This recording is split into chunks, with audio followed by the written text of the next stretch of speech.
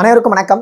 நான் உங்கள் ஐயனார். தேர்தல் நிறைவடைந்திருக்கக்கூடிய இந்த நிலையில வடமாநிலங்களில் தேர்தல் பிரச்சாரம் என்பது அதிகப்படியாக காணப்படுது. இந்த நேரத்தில் காங்கிரசினுடைய பொதுச் செயலாளராக இருக்கக்கூடிய KC வேணுகோபால் அவர்கள் பிஜேபியை கடுமையாக சாடியிருக்காரு. அதுவும் மோடி அவர்கள் ஒரு செய்தி சொல்லியிருக்காரு. அந்த செய்தியை வச்சு தான் KC வேணுகோபால் அவர்கள் மிக கடுமையான தாக்குதல்களை ஏற்படுத்தியிருக்காரு அப்படின்ட்டு பார்க்கலாம். அதே நிலையில் பிஜேபியினுடைய நிலை வடமாநிலங்கள் என்னவா இருக்கு அப்படின்றதையும் அப்பட்டாக்க ஆரம்பிச்சிருக்காரு.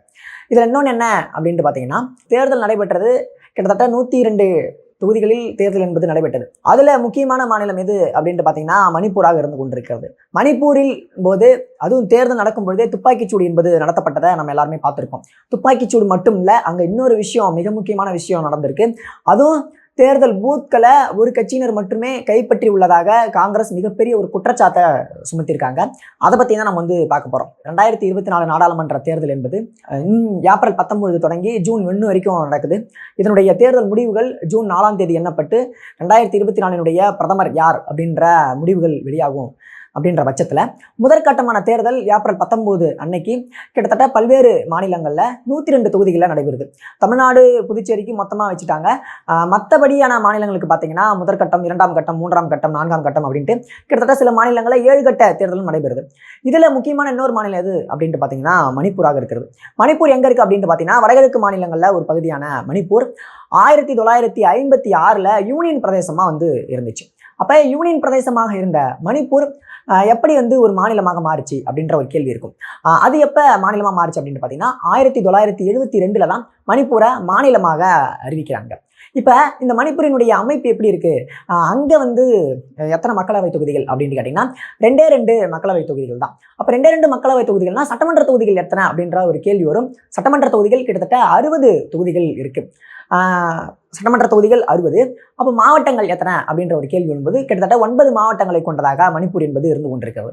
இப்போ இதனுடைய மக்கள் தொகை எவ்வளோ அப்படின்ற ஒரு கேள்வி வருவாங்க. 60 சட்டமன்ற தொகுதிகள் இருக்கு, ஆனால் 2 மக்களவை தொகுதிகள் தான். இப்போ மொத்தமாக மணிப்பூரினுடைய மக்கள் தொகை எவ்வளோ அப்படின்ட்டு பார்க்கும்பொழுது அது அப்ராக்சிமேட்டா 2011 கணக்கெடுப்பின்படி ஒரு 27 லட்சம் அப்படின்ட்டு தான் மொத்த மணிப்பூரினுடைய மக்கள் தொகையே கணக்கெடுக்கப்படுகிறது. ஏன்னா மணிப்பூர் ஒரு மலைவளம் கொண்ட நாடாக ஒரு மாநிலமாக பார்க்கப்படுகிறது. ரொம்ப மலை அப்படி இப்படின்ட்டு இருக்கும். அப்போ அந்த இடத்த குறைந்தபட்சமான மக்கள் தான் வாழ்ந்து கொண்டிருக்கிறார்கள்.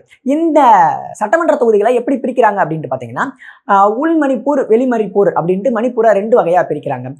எதுல அதிகப்படியான சட்டமன்ற தொகுதிகள் வருது அப்படின்ட்டு பார்த்தீங்கன்னா உள் மணிப்பூர்ல தான். உள் மணிப்பூர்ல 32 சட்டமன்ற தொகுதிகளை கொண்ட ஒரு MP தொகுதி என்பது இருந்து கொண்டிருக்கிறது. வெளி மணிப்பூர்ல 28 சட்டமன்றங்களை கொண்ட ஒரு MP தொகுதி இருந்து கொண்டிருக்கிறது. அப்ப ராஜ்யசபா சீட்டு அங்க மணிப்பூர்ல இருக்கா அப்படின்னு கேட்டீங்கன்னா இருக்கு. ராஜ்யசபா சீட் 1 அப்படின்ற அடிப்படையில் இருந்து கொண்டிருக்கிறது. அப்ப இப்ப மணிப்பூர்ல என்ன மாதிரியான கலவரங்கள் கிட்டத்தட்ட 11 மாதங்களாக நடந்து கொண்டிருக்கிறது அப்படின்றத நம்ம ஒரு காலகட்டத்தில் பார்த்துட்டு இருந்தோம். இன்னும் முக்கியமா அதை பத்தியான டீட்டெயில்ஸ் வேணும்னா, அதாவது விகடன் ஒரு ஆவணப்படம் ஒன்று எடுத்திருக்காங்க. அங்க போயிட்டு நேரடி கள ஆய்வின் மூலமாக அதை பார்த்தீங்கன்னா அங்க இருக்கக்கூடிய இரு சமூகங்களுக்கு இடையேயான போராட்டம் என்பது என்னவா இருக்கு, அங்க இருக்கக்கூடிய மாணவர்களுடைய நிலைமை என்னவா இருக்கு, அவங்க படிக்கிறாங்களா இல்லையா, அன்றாட வாழ்க்கை எப்படி போயிட்டு இருக்கு, எப்படி அந்த இடத்த துப்பாக்கிகள் ஏந்தியவர்கள் நின்று கொண்டிருக்கிறார்கள் அப்படின்றலாம் அந்த ஆவணப்படம் பார்த்தீங்கன்னா ஃபுல் டீட்டெயில் தெரியும். கண்டிப்பா போயிட்டு பாருங்க. அப்ப அங்க என்ன ஆகுது அப்படின்ட்டு பாத்தீங்கன்னா குக்கி இனத்திற்கும் மைத்தி இனத்திற்கும் இடையேயான பூசல் என்பது தொடர்கிறது. இவங்களுக்கு எதுக்கு நீங்க பழங்குடியினர் அந்தஸ்து கொடுக்குறீங்க நீதிமன்றத்தினுடைய தீர்ப்பால தான் இது நடந்து கொண்டிருக்கிறது. இப்போ இதுல முக்கியமான விஷயம், தேர்தலை ஒட்டி ஏன் இவங்க வாக்குப்பதிவு இயந்திரத்தை உடைக்கிறாங்க, இந்த சமூகங்கள் இடையான மோதலுக்கு ஏன் வாக்குப்பதிவுல துப்பாக்கிச்சூடு நடக்குது அப்படின்ற ஒரு கேள்வி வரலாம். அதாவது அந்த இடத்த கிட்டத்தட்ட 11 மாதங்களாக இவ்வளவு பெரிய பிரச்சனை நடந்துட்டு இருந்த பொழுதும் அங்க போயிட்டு யாருமே விசிட் பண்ணல. அதாவது அமித்ஷா தலைமையிலான ஒரு குழு என்பது போட்டாங்க. அமித்ஷா ஒரே ஒரு டைம் மட்டும் அங்க போயிட்டு வந்தாரு. அதன் பின்பு மணிப்பூருக்கு செல்லவே இல்லை அப்படின்றது குறிப்பிடத்தகுந்தது.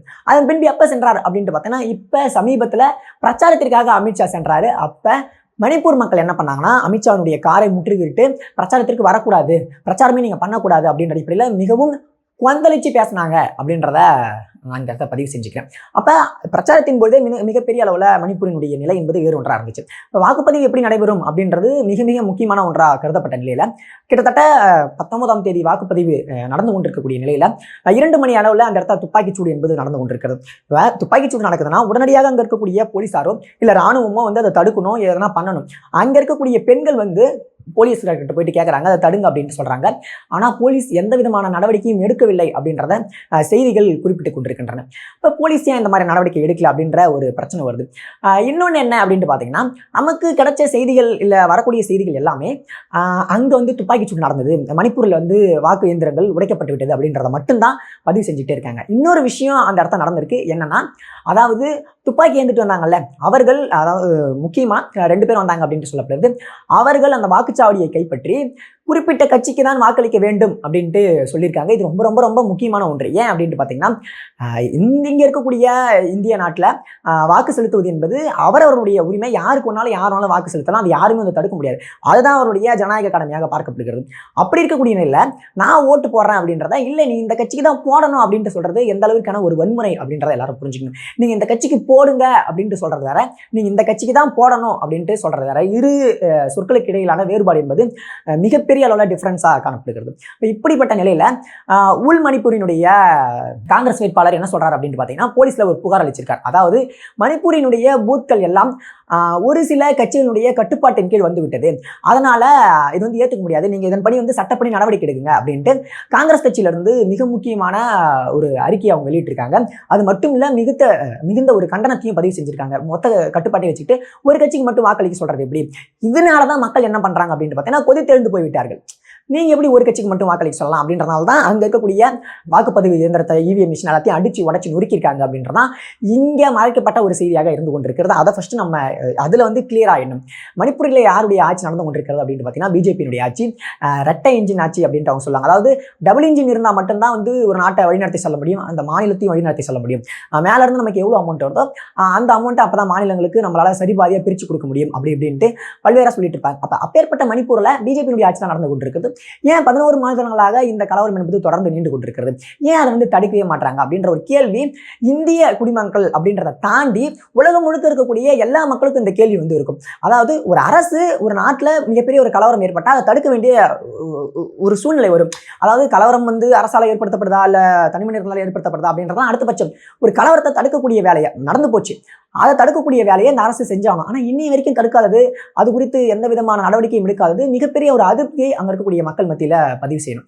ஏன் அப்படின்ட்டு பாத்தீங்கன்னா, நம்ம இங்க வந்து ஒரு சுதந்திரமா இருக்கோம், நம்ம இந்த இடத்த வந்து என்ன வேணாலும் பேசுறோம், என்ன வேணாலும் பண்றோம். அப்ப இப்பேற்பட்ட சுதந்திரம் நமக்கு வந்து கொடுத்துருக்காங்க. நம்ம டெய்லி வந்து காலேஜ் போறோம், ஸ்கூல் போறோம், வேலைக்கு போறோம். இப்ப இதே மாதிரியான ஒரு அன்றாட நிகழ்வு மணிப்பூர்ல இருக்கா அப்படின்னு கேட்டீங்கன்னா கிடையவே கிடையாது. அதுக்கு தான் நான் வந்து உங்களை அந்த ஆவணப்படம் பார்க்க சொன்னேன். அப்ப அங்க வந்து யார் வந்து கண்ட்ரோல் பண்ணா, அப்ப இது குறித்து தேர்தல் ஆணைய நடவடிக்கை எடுக்குமா அப்படின்றத நம்ம இதற்கு மேற்கொண்டு பொறுத்திருந்து தான் பார்க்க வேண்டும். இதே மாதிரி வந்து இப்போ கேரளாவில் காசர்கோடு மாவட்டத்தில் தொகுதியில் மிகப்பெரிய ஒரு பிரச்சனை வந்துச்சு. அதாவது வாக்குப்பதிவு இயந்திரத்தை சரிபார்க்கும் பொழுது எந்த ஒரு பட்டன் அழுத்தினாலும் பிஜேபிக்கு போகுது ஓட்டு. அது மட்டும் இல்லாமல் ஒரு ஓட்டு இல்லை 2 ஓட்டு பிஜேபிக்கு போகுது அப்படின்றதையும் நம்ம வந்து பார்த்துட்டு இருந்தோம். இப்போ இதுவே மிகப்பெரிய ஒரு கேள்விக்குறியை ஏற்படுத்தியிருக்கு. இந்த நிலைமையில பிஜேபி வட மாநிலங்களில் ரொம்ப ரொம்ப பின்தங்கி இருக்காங்க அப்படின்ட்டு காங்கிரஸ் கட்சியினுடைய பொதுச் செயலாளர் கே.சி. வேணுகோபால் அவர்கள் விமர்சித்துள்ளார். ஏன் அப்படின்ட்டு பார்த்தீங்கன்னா, சமீப நாட்களுக்கு முன்னாடி மோடி அவர்கள் என்ன சொன்னார்னா, காங்கிரஸ் கட்சியை சேர்ந்தவர்கள் இந்தியா கூட்டணியை சேர்ந்தவர்கள்லாம் ஆட்டுக்கறி சாப்பிட்றாங்க அப்படின்ற ஒரு விமர்சனத்தை முன்வைச்சார். இப்போ இது எப்படி இருக்குன்னா, இது மத ரீதியிலான பிளவுபடுத்தக்கூடிய ஒரு செயலாக இருந்து கொண்டிருக்கிறது அப்படின்ட்டு கே.சி. வேணுகோபால் அவர்கள் சொல்லியிருக்காரு. ஏன்னா தென் மாநிலங்களில் பிஜேபியினுடைய நிலை என்பது படுமோசமா இருக்கு, இப்போ வட மாநிலங்கள்லையும் அதே நிலை தான் இருக்கு. இப்போ அவரால் என்ன பிரச்சாரம் பண்றது அப்படின்றது தெரியல. ஏன்னா ஒரு கட்சி தங்களுடைய ஆட்சி காலத்துல என்ன விதமான செயல் திட்டங்களை கொண்டு வந்தது அப்படின்றத சொல்லி வாக்கு கேட்டா பரவாயில்ல, ஆனா அவங்களால அந்த மாதிரி கேட்க முடியாத நிலையில இப்போ என்ன பண்றாங்க அப்படின்னு பார்த்தீங்கன்னா, மதத்தை வச்சு அவங்க அரசியல் பண்றாங்க. பெரும்பான்மை மக்களினுடைய புனிதத்தன்மையை கெடுத்துட்டாங்க இவங்க ஆட்டுக்கறி சாட்டு அப்படின்ட்டு மதத்தை வச்சே வந்து இப்ப திரும்ப திரும்ப பிஜேபி அரசியல் பண்ணி கொண்டிருக்கிறது. அதே போலதான் மோடி அவர்களும் பண்ணி கொண்டிருக்கிறார் அப்படின்றத சொல்றாங்க. சரிங்களா? இப்ப கே.சி. வேணுகோபால் சொல்றது என்னன்னா, அதாவது தொடர்ந்து இதையே நீங்க பண்ணிட்டு இருக்க முடியாது. 10 ஆண்டு காலம் மக்கள் வந்து உங்களுக்கு வாக்களிச்சுட்டாங்க, ஆனா இப்ப திரும்ப அதே ஒரு பொய்யையே திரும்ப திரும்ப சொல்லிட்டு இருந்தா மக்கள் நம்ப தயாராகல. அவர்கள் உண்மை நிலையை அறிந்து விட்டார்கள். அதனால உங்களுடைய செல்வாக்கு இழந்து விட்டது. கண்டிப்பா வந்து மக்களினுடைய ஆதரவு முழுக்க முழுக்க இந்தியா கூட்டணிக்கு தான் இருக்கு அப்படின்றத அவரு பதிவு செஞ்சிருக்காரு.